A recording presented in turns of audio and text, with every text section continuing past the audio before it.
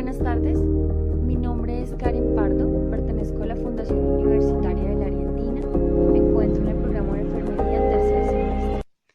Vamos a hablar en el día de hoy de las precauciones de aislamiento. Las precauciones de aislamiento se dividen en dos partes. La primera en precauciones estándar. Estas precauciones estándar están diseñadas para el cuidado de todos los pacientes hospitalizados independientemente de su diagnóstico. Esta es la primera estrategia para tener el control de infecciones nosocomiales. Entendemos por una infección nosocomial que son todas las infecciones adquiridas por el paciente durante su estadía en un hospital. Estas ocurren en más de 48 horas. La segunda son precauciones basadas en la transmisión. Estas están diseñadas para el cuidado del paciente con enfermedades infecciosas específicas. Estas se usan en pacientes conocidos o sospechosos de estar infectados. En las precauciones basadas en la transmisión existen tres tipos: precauciones aéreas, precauciones por gotas y precauciones de contacto. Pero ustedes se preguntarán cómo ocurre esta transmisión de infecciones. Bueno, pues yo te comento que esta transmisión de infecciones requiere de tres elementos. La primera requiere de una fuente de microorganismos. Esta fuente de microorganismos la encontramos en pacientes, en el personal de salud o en los visitantes. El segundo elemento es un huésped susceptible. Y el tercer elemento encontramos los modos de transmisión de microorganismos. Y en este encontramos que todos los microorganismos son transmitidos en los hospitales por varias rutas. La primera ruta sería por contacto, gotas, vía aérea, vehículos comunes y vectores. Ahora hablaremos de los tipos de transmisión. Tenemos primeramente la transmisión por contacto. Esta se divide en dos: contacto directo o contacto indirecto. En el contacto directo encontramos que es un contacto con una superficie corporal con otra.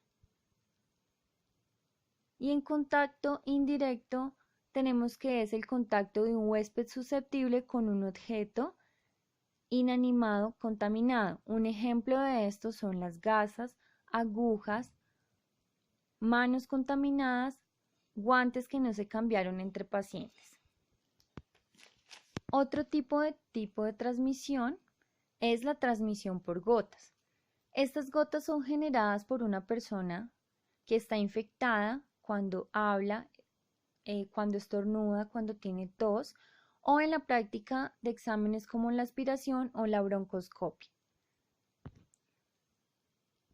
Las gotas de esta persona infectada se propagan a corta distancia y ingresa el microorganismo por la conjuntiva, la mucosa nasal o boca del huésped. En tercer lugar, encontramos la transmisión por la vía aérea. Las gotas que permanecen suspendidas en el aire por largos periodos de tiempo. Y en esta podemos realizar el manejo de aire y ventilación. Un ejemplo de estas es la tuberculosis, el virus de la rubiola, el sarampión y la varicela. En cuarta instancia tenemos la transmisión de vehículos comunes. Esta es cuando todos los microorganismos son transmitidos por elementos contaminados.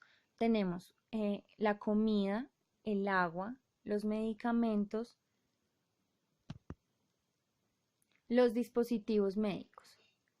Y en quinto lugar tenemos la transmisión por vectores, que son por mosquitos, moscas, ratas, que transmiten los microorganismos. El manejo de estos vectores se realiza en la institución y se realiza que la institución fumigue y tenga el control semestral de los roedores. Como medidas de protección ante estas infecciones, encontramos el lavado de manos y el uso de guantes. El lavado de manos reduce la transmisión de microorganismos. Este lavado de manos debe hacerse antes y después de tener contacto directo con los pacientes. Debe realizarse después de tener contacto con sangre, con fluidos, con secreciones, con excreciones y con equipos contaminados.